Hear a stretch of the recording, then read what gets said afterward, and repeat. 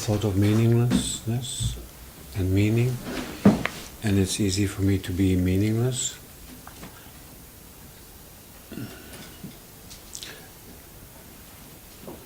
And to find meaning is,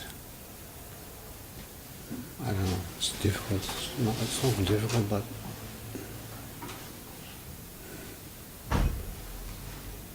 I know what happens anyway. It's interesting that this meaninglessness and meaningfulness are both stories, both thought stories. Yeah. And the reality is beyond both stories. You know, it is meaningless and meaningful, but that can't be understood as a thought story. You know, it's not. Neither one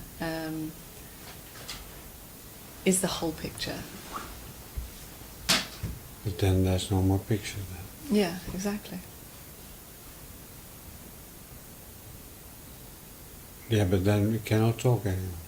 Well, we don't have to talk, but No. if we want to, if we are like playing this game of attempting to describe the way it is, Yeah, that's nice. then it gets a little difficult with the words because we want to say two things at the same time. Yeah. Two things that contradict one another at the same time.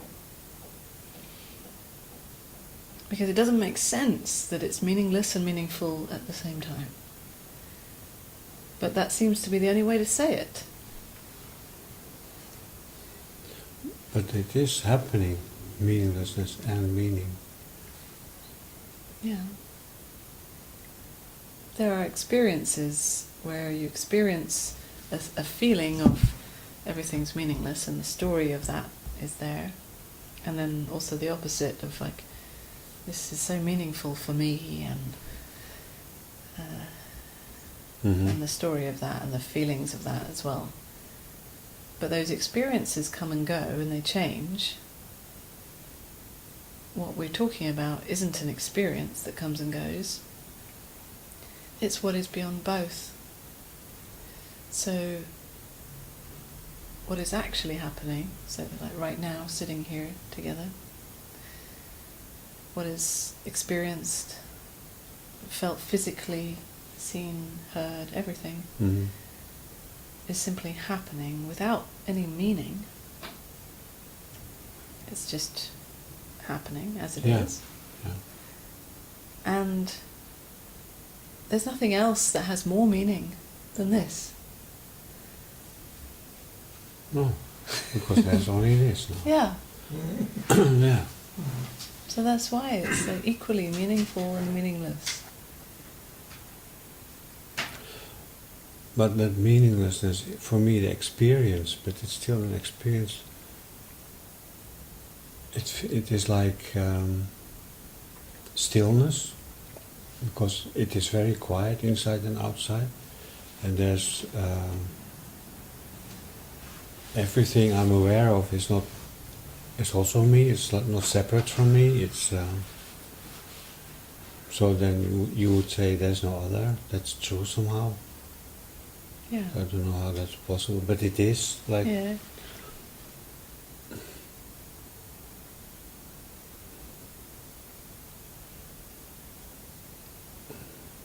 Is that an experience? That spaciousness, that emptiness, is that an experience? Because it's there all the time. It's there all the time. Yeah. It doesn't come and go. Well, if there's something like identification with form or if there's meaning, then it seems to disappear, but it only seems to, because if I bring my attention back, it's there. It's there all the time. What are you putting attention on?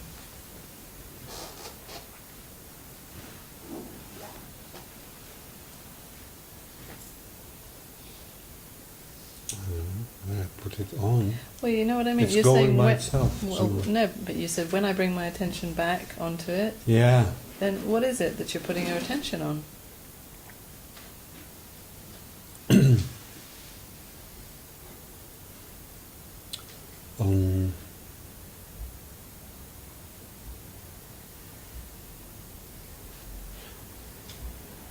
on something like spaciousness or awareness. So you're putting your attention on spaciousness or awareness. In other words, you're not that. You have to put your attention on it. I'm not that. You see, I mean, Yeah, see but- how that's how you can tell whether it's an experience or whether it's actually who you are. If somehow you think that you need to put attention on it, you're making yourself separate from it. So what we're talking about is who you actually are.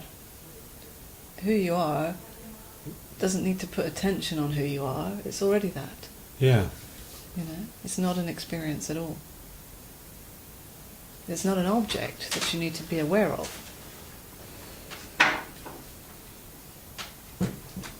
It's not something that you need to sort of try to maintain or hold your attention on it all the time.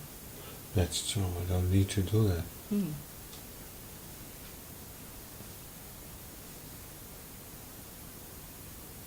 You can even let it go. It's not going to go anywhere. No.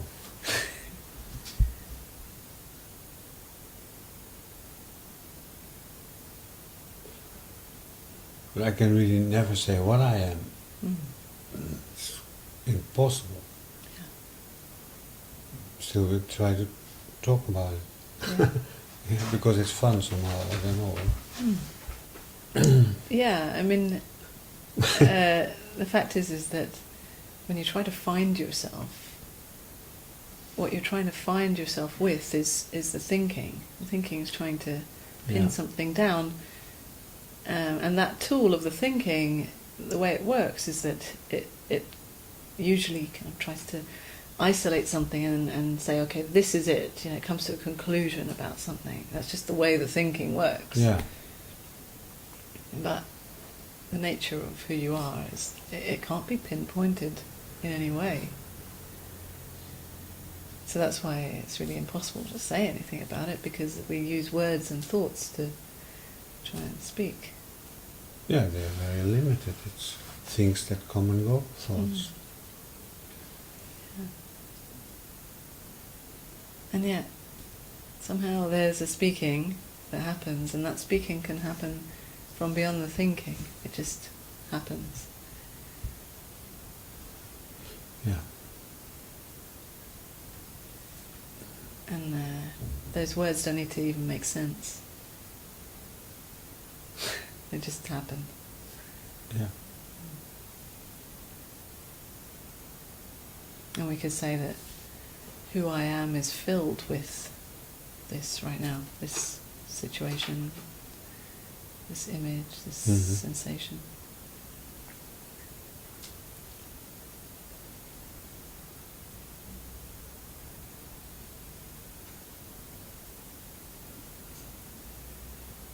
Empty and yet full of this. Yeah.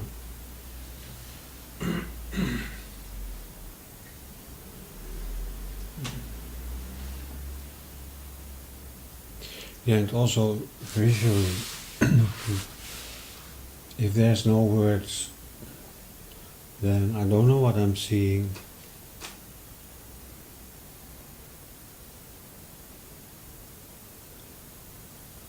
It looks like as if everything is, what is in the awareness is like one thing, or I don't know how to say that. Yeah, there's no boundaries that No boundaries, separate no, bits wall, of it.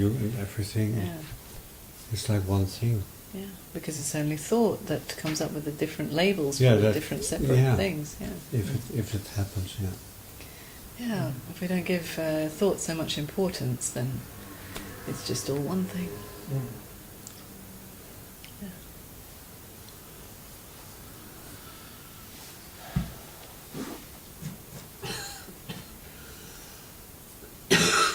Yeah, and that's always. Mm. Yeah. It doesn't need any trying to hold on to it. No, It's always like this. no, doesn't need anything. Can totally forget about it. And it still is. Yeah, that's true, but still there's somehow the interest or the attraction or in form, like that's why I come here.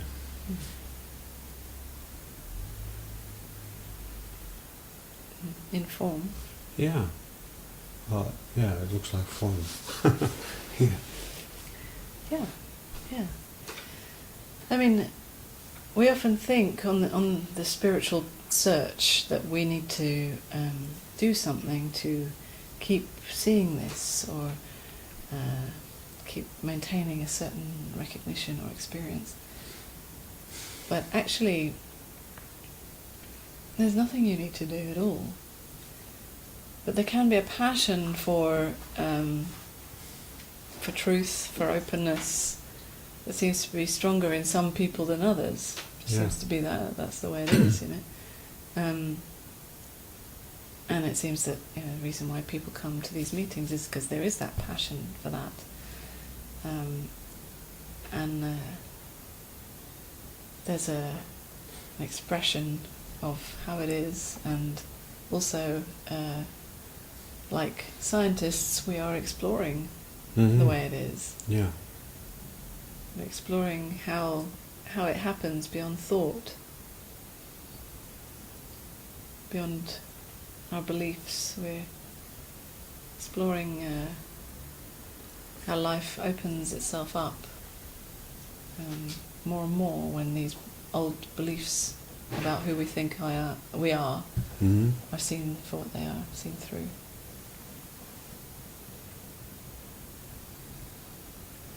But this nothingness, this awareness does not happen.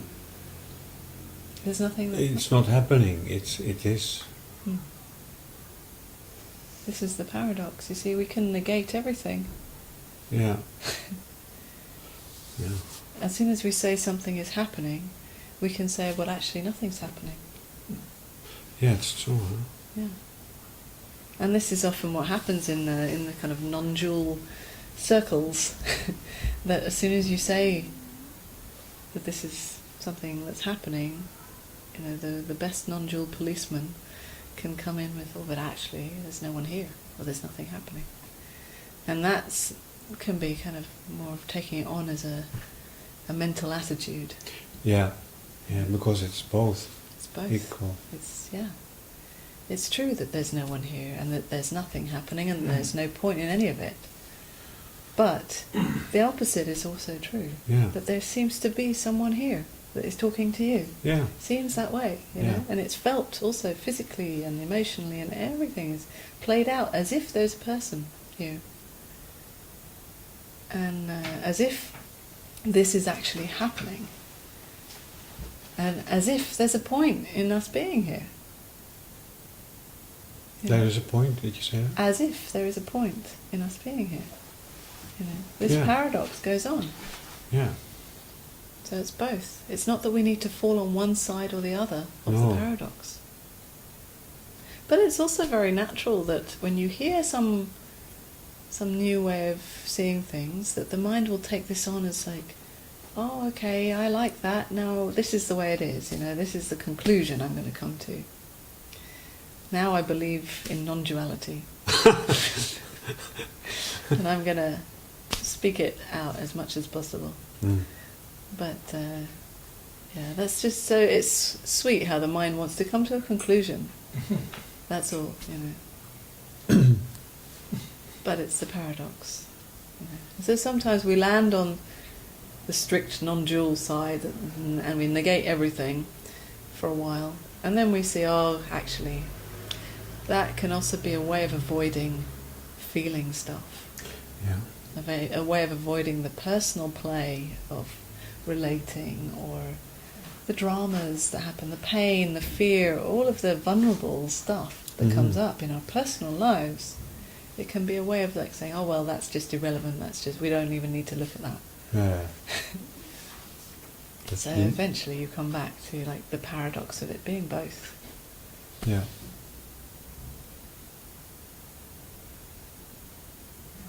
Yeah, that's how it is. Yeah. Yeah.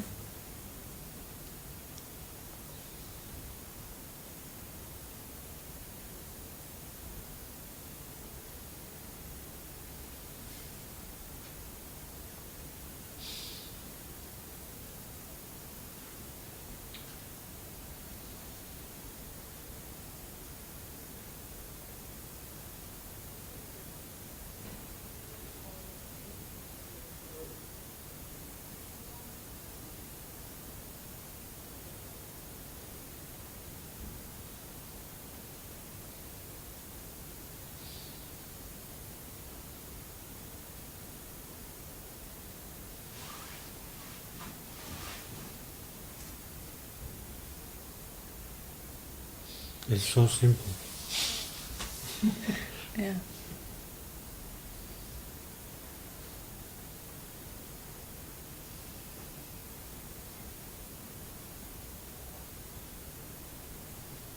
First I didn't know it, and now, I don't know how many years I know it now, but then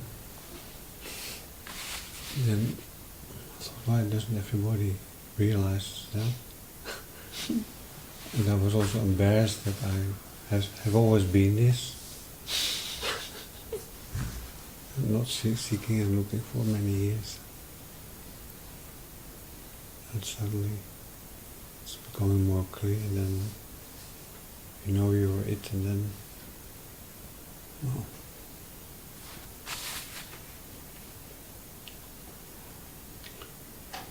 First I had always these goals, going for some things, and now it doesn't matter, or I have little goals, I need to go to the dentist or whatever. That's little things. Mm. Yeah, Like the this. simple stuff of life Yeah. goes on. Yeah. Well, what to do now? I don't know. Not much, you know. No, not much. Find a new hobby. Yeah, but I like almost everything, so. Oh yeah.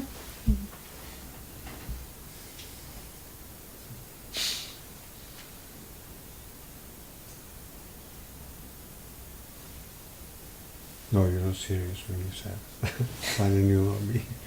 Well, why not? Okay.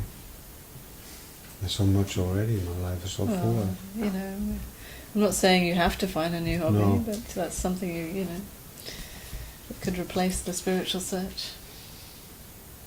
Yeah, there's no more search, but still, the enjoyment or the love for it. Mm. Yeah. I really love all these teachers. The way they express it, it's so beautiful. Yeah.